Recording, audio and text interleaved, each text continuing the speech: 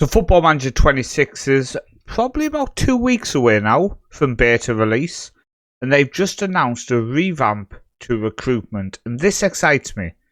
So it was about time we jumped in with an actual video as we build up towards FM26.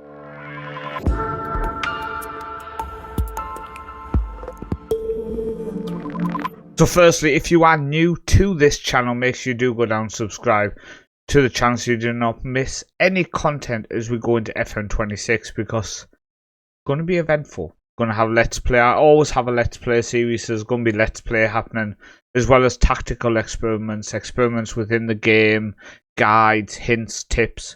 We're going to be busy, but powered by Transfer Room, FM26 is recruitment revamp. So this is on the Football Manager website. There wasn't a YouTube video about it, so that's why I'm here. I'm here to provide what Football Manager could not. But we can say that. So, building your squad in the transfer market at the heart. Building your squad in the transfer market at the heart of every football. I feel like that should be building your squad in the transfer market is at the heart of every Football Manager career. I feel like that's what I should say. The successful negotiations, the transfer deals you complete, and the pathways you create for your Wonder Kids define your success. Recruitment is also an area of the footballing world that's constantly evolving as clubs look for marginal gains on their rivals through whatever tool and data are available. I feel like a really poor effort from Football Manager so far. For FM26, we've furthered our collaboration with our partners at Transfer and give you new real-life inspired tools for incoming and outgoing deals, while making the wider recruitment experience in-game smarter and more intuitive for you. Here's what to expect. Here we go.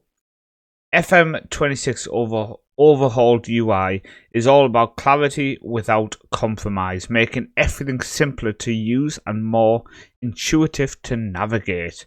For scouting and transfers, that meant consolidating what used to be multiple different areas of the game into a new recruitment hub with a navigation bar, which is along the top.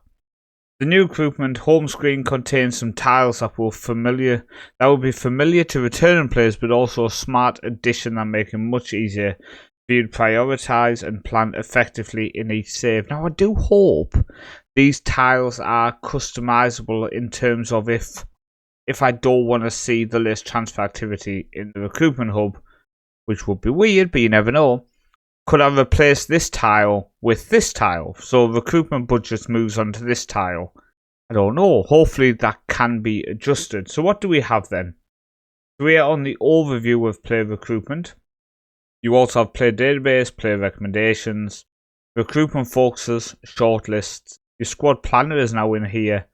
Transfer activity, more. So you have player database, so that must be what scouting range you have and stuff now is here instead of being a box along the top. Players scouted, currently you scout 325 players. Then players they recommend you to look at. Below that you have contracted players. You have 90 contracted players. Months/years left on the contract, so nobody with only 6 months. 20 players with a year left. 25 players with 1 to 2 years and 2 years plus. I like that. In terms of players whose contracts are run out, you get to see there, so Bernardo Silva, for example, or Tega, the goalkeeper. So it's nice to see some of them players' contracts are run out. You need to get it fixed quickly. Objectives: sign high reputation players. Do not sign players over the age of 20. Sign players with a high reputation, but under the age of 20. The Wonder Kids and Wonder Kids only. A little bit strict. Clauses. Letting you know what clauses you have. 39 available to sell for a total of 164 million. Cha-ching. 3 available to buy out for a total of 1 million. You have your shortlist link there, straight into shortlists. Squad planner, transfer activity. budgets, staff database as well. Okay, so staff database is there as well, where before it was in the staff option along the sidebar, which is now top bar, and transfer room in, so people coming in.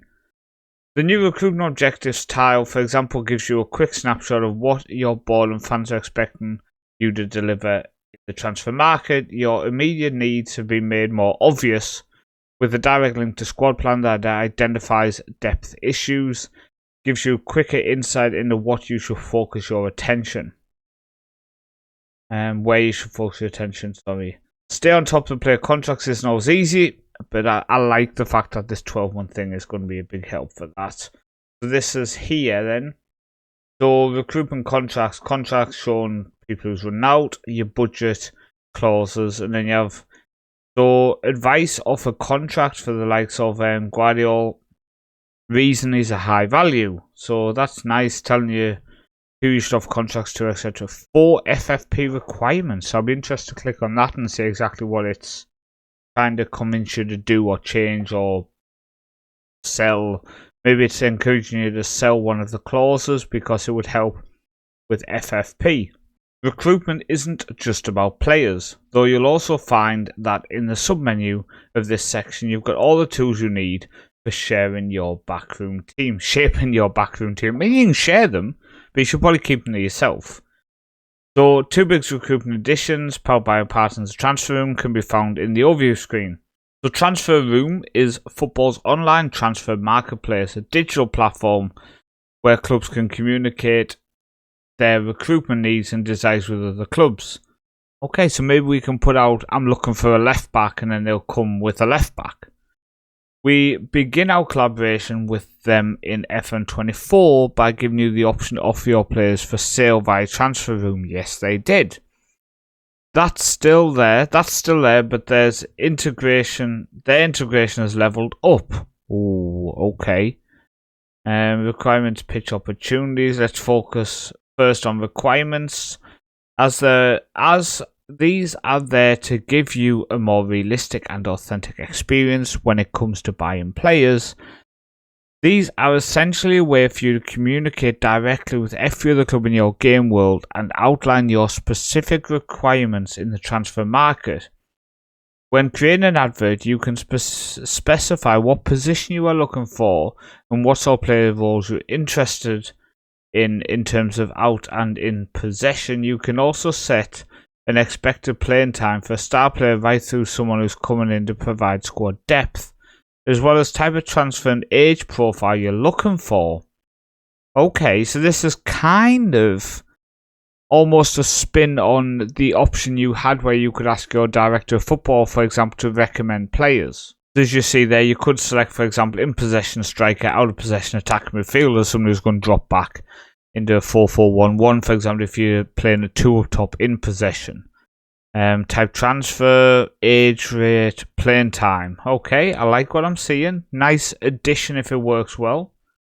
From there, your ad will be circulated to every club in the game, and they'll have the ability to come back to you with players they have that might fit your needs. Your director of football will make recommendations to you based on what the clubs come back with to you. With you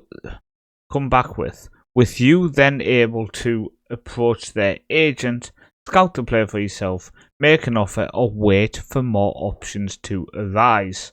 Simply put, recruitment streamline the incoming recruitment process for you by allowing you to express your needs directly and giving you a clear insight to what it might offer. My worry here is this is exactly what the director of football request does, just this maybe adds a bit more of a storyline behind it. I'm hoping that's not the case, and I'm hoping there is more depth behind it, but that's what it sounds like to me. Bringing new players in often means letting some go, and that's where pitch opportunities comes in. These are the direct counterpart of requirements, allowing you to see what other clubs in your game world are looking for in the Okay. So if I'm selling a left back and I can see that club is looking for a left back, maybe I can then approach them. Opening the transfer room out card allows you to see requirements that other clubs have put out with the exact same detail regarding position, role, playing time, and so on. You can filter these both by transfer and loan ads, and if you find something that you think matches someone in your squad that's surplus to requirements, you can directly offer them to the club. Simple as that. I really hope so. I really hope so. It's always a struggle when you can't get rid of a player. You still receive bids independent of pitch opportunities and can still offer players directly to clubs through their player report. However, pitch opportunities gives you the autonomy and choice when approaching player sales by directly exposing the needs of others teams in the game world, making it easy for you to find deals and shape your squad the way you want to. Okay, smarter scouting. I mean, this is a dream. The ability to use the new in and out of possession functionality in your recruitment isn't limited to transfer room. You can use in and out in recruitment focuses and general scouting searches in the game with new color-coded functionality making it easier to track. There's more under the hood, blah blah blah. Okay. Changes how clubs sign young players to satisfy club visions. Further tweaks to AI squad building. Now we all know in my save on FM24 where clubs in Norway were signing 15, 20 foreign players and the maximum you could have was 9. Squad building did not exist for the AI. FFP have a more of an impact on AI recruitment. New transfer clauses for individual player awards.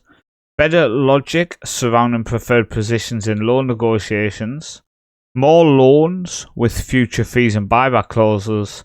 And improvements to when and why AI clubs recall players from loans easy. See what we have here then. So this is Nathan Ake, and you can see if you get the goal 50 World Footballer of the Year, World Player of the Year, etc., you can give them a bonus. So that's quite a nice little addition there. Do I see anything different after appearances per international league goals, players to exchange? No, everything else looks the same. You do have an option here now to persuade him to stay. But I can't see anything else looking different at the minute. But that is it for the changes. And after seeing a recruitment revamp after, I'm looking forward to it. I am still incredibly nervous about these tiles. How customizable they are, how easy to use they are. I am hoping it's not just giving me more clicks. Click to open a tile, click to close a tile. That type of thing. But all in all, I'm more excited after reading this post than before. Let me know in the comments below what you think. There will be more content coming as we lead up to FM26. And as my juices get flowing. As I'm getting ready for beta, making thumbnails. I've made the thumbnail for my main series and the thumbnail for the beta / first 5 or 6 weeks of the game series. We're plodding along. I'll see you next time.